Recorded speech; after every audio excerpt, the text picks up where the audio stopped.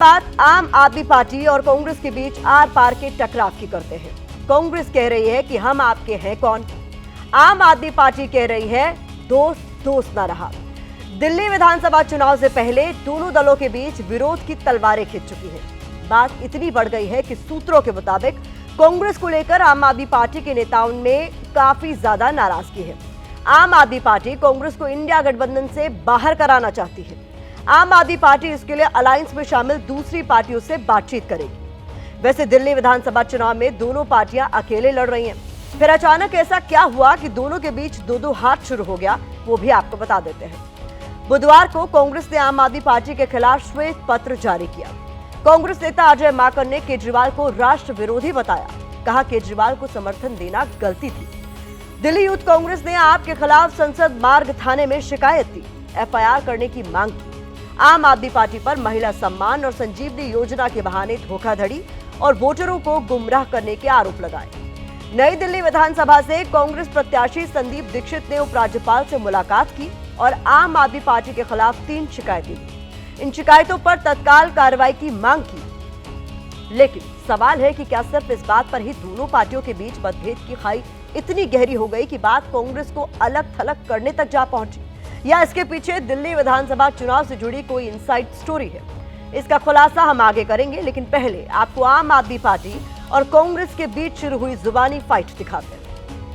मैं कभी भी इस चीज का पक्षधर नहीं रहा हूं। केजरीवाल जैसे व्यक्ति के ऊपर भरोसा किया जा सकता है, वो एंटी नेशनल है। अजय माकन वही काम करते हैं जो उनको बीजेपी वाले कहते हैं। मैं मांग करता हूं कांग्रेस पार्टी से कि 24 घंटे के अंदर अजय माकन के खिलाफ कार्रवाई करें, वरना इंडिया गठबंधन के जो और भी घटक दल हैं उनसे हम लोग मांग करेंगे कि कांग्रेस को इंडिया गठबंधन से अलग करें। बदमाशी करो आप, ठीक है, गुमराह करो आप, चीटर बनो आप और आरोप हम पे लगाओ। हमारा कोई उनसे गठबंधन दिल्ली के चुनाव में तो है नहीं, ठीक है। दिल्ली को चुनाव पे नहीं है तो आपकी सारी खामियों को हम निकालेंगे। कांग्रेस पार्टी के साथ अब एक अलायंस में नहीं रहा जा सकता, क्योंकि ये साफ हो गया है कि कांग्रेस पार्टी दिल्ली में भारतीय जनता पार्टी को चुनाव लड़वाने और चुनाव जिताने का प्रयास करती है। अब अजय माकन के बयान पर आम आदमी पार्टी इतनी आग बबूला है कि कार्रवाई के लिए 24 घंटे का अल्टीमेटम दे दिया गया है। आम आदमी पार्टी यहां तक कह रही है कि कुछ कांग्रेस प्रत्याशियों की फंडिंग बीजेपी कर रही है। हालांकि आम आदमी पार्टी और कांग्रेस के बीच हर बार चुनावों से पहले इस तरह की खींचतान देखने को मिलती रही है, लेकिन इतनी तीखी अदावत पहली बार नजर आ रही। दूसरी तरफ कभी वो साथ साथ मिलकर चुनाव लड़ते हैं, कभी चुनावी रण में एक दूसरे से किनारा कर लेते हैं।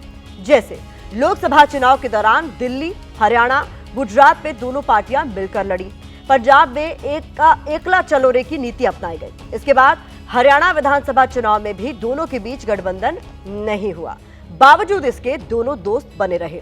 इतने खुलकर एक दूसरे के खिलाफ विरोध के स्वर सुनाई नहीं दे रहे थे। तो फिर दिल्ली के चुनाव करीब आते आते दोनों कैसे सियासी दुश्मन नजर आने लगे, इसके लिए हमने दिल्ली में हुए बीते लोकसभा और विधानसभा चुनाव के आंकड़ों का अध्ययन किया। इस अध्ययन में सामने आया कि आम आदमी पार्टी की वजह से कांग्रेस काफी ज्यादा डैमेज झेलती रही है। आम आदमी पार्टी कांग्रेस के वोट बैंक को अपने पाले में खींचती रही है। जैसे अगर पिछले 3 विधानसभा चुनाव का रिजल्ट देखें तो 2013 के चुनाव में बीजेपी को 33.1%, कांग्रेस को 24.6% और आम आदमी पार्टी को 29.5% वोट मिले। फिर 2015 में मध्यावधि चुनाव हुए, जिसमें बीजेपी को 32.2%, कांग्रेस को 9.7% और आम आदमी पार्टी को 54.3% वोट मिले। इसके बाद 2020 के चुनाव में बीजेपी को 38.5% वोट मिले, कांग्रेस को 4.3% और आपको 53.6% वोट मिले। तीनों नतीजों को ध्यान से देखें तो बीजेपी के वोट प्रतिशत में उतना उतार चढ़ाव नहीं आया जितना कांग्रेस और आम आदमी पार्टी के ग्राफ में नजर आ रहा है। कांग्रेस का वोट परसेंटेज घटता गया और आम आदमी पार्टी का ग्राफ बढ़ता गया। साफ है कि आपने यहां कांग्रेस के वोटों में ही सेंध लगाई। तो क्या इसी वजह से कांग्रेस, आम आदमी पार्टी एक दूसरे से राहें अलग करना चाहती हैं? ऐसा नहीं है, वजह कुछ और भी है, लेकिन वो दिखाने से पहले आपको बीजेपी का बयान सुनाते हैं, जिससे आप और कांग्रेस की तकरार से हमला बोलने का बैठे बिठाए मौका मिल गया। हरियाणा चुनाव में जैसी हैसियत कांग्रेस ने दिखाई आम आदमी पार्टी को आज दिल्ली में वही हैसियत आम आदमी पार्टी कांग्रेस को दिखाने का प्रयास कर रही है। ये वैसे ही गले मिल रहे थे जैसे अलाउद्दीन खिलजी अपने चचा जलालुद्दीन खिलजी से गले मिलता था, और दोनों की नजर इस पे थी कि कौन दूसरे को निपटा कर गद्दी पर पूरा कब्जा कर ले। अगर अरविंद केजरीवाल नाराज थे तो उनसे पूछो ना, लोकसभा चुनाव में क्यों कंधे पे लिए घूम रहे थे? राहुल गांधी और सोनिया गांधी के पाँव में क्यों पड़े हुए थे? कांग्रेस और आम आदमी वर्सेस नहीं है, ये एक ही सिक्के के दो पहलू हैं। ये दोनों एक दूसरे को गाली देकर एक वर्ग विशेष के वोट हथियाना चाहते हैं।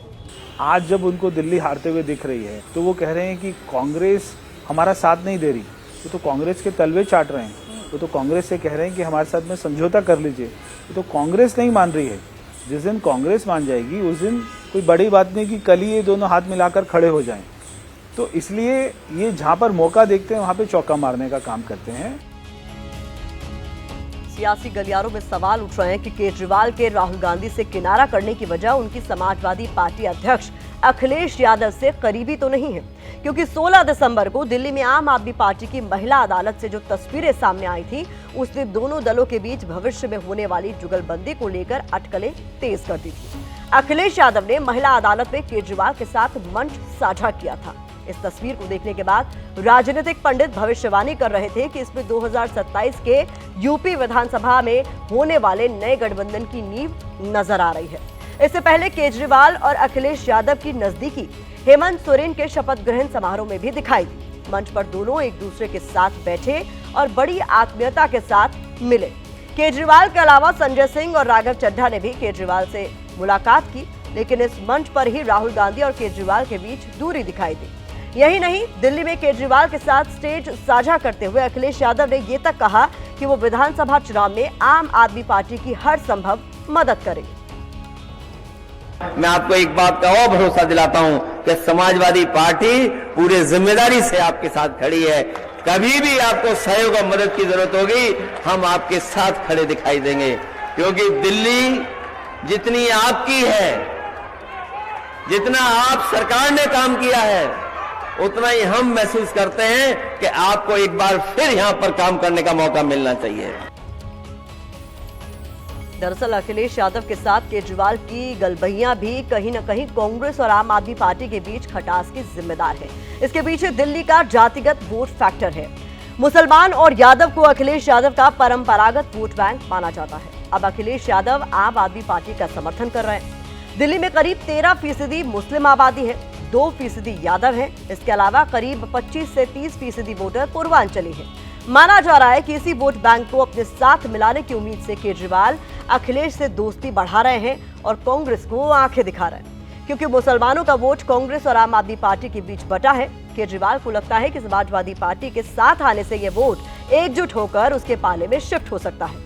लेकिन यहाँ गौर करने वाली बात यह है कि इंडिया गठबंधन के किसी दल से कांग्रेस का विरोध नया नहीं है, बल्कि महाराष्ट्र चुनाव के बाद कई पार्टियां कांग्रेस के खिलाफ खड़ी हो चुकी हैं।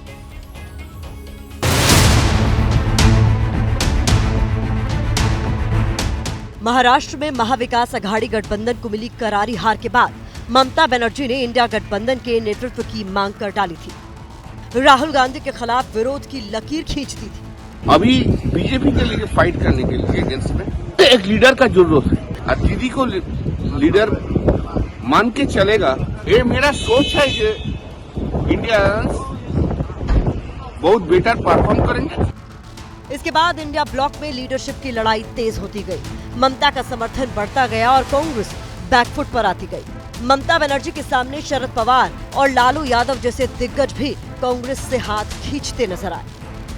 कांग्रेस उसकी आपत्ति जता रही है लालू जी। कांग्रेस को जताने से नहीं होगा, ममता को दो, न तो ममता जी को दे दिया जाए। हाँ दे दे।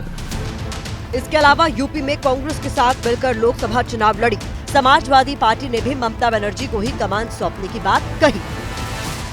हालांकि राहुल गांधी आधिकारिक तौर पर अलायंस के नेता नहीं है, बल्कि सबसे ज्यादा सीटों वाला दल होने के नाते वो गठबंधन के अघोषित अगुवा बने हुए हैं। लेकिन अब आम आदमी पार्टी उन्हें ही ब्लॉक से बाहर कराने की बात कर रही है। लेकिन क्या इंडिया गठबंधन से कांग्रेस को बाहर किया जा सकता है? ध्यान रहे कि 99 लोकसभा सीटों के साथ कांग्रेस अलायंस में सबसे बड़ी पार्टी है और जो आम आदमी पार्टी उसे बाहर कराने की बात कर रही है उसकी हैसियत 3 सीटों की है। यानी आम आदमी पार्टी के इस विरोध में कोरी वोट वाली राजनीति है, क्योंकि सियासत में न कोई दुश्मन होता है और न ही कोई दोस्त, सब वक्त का फेर होता है।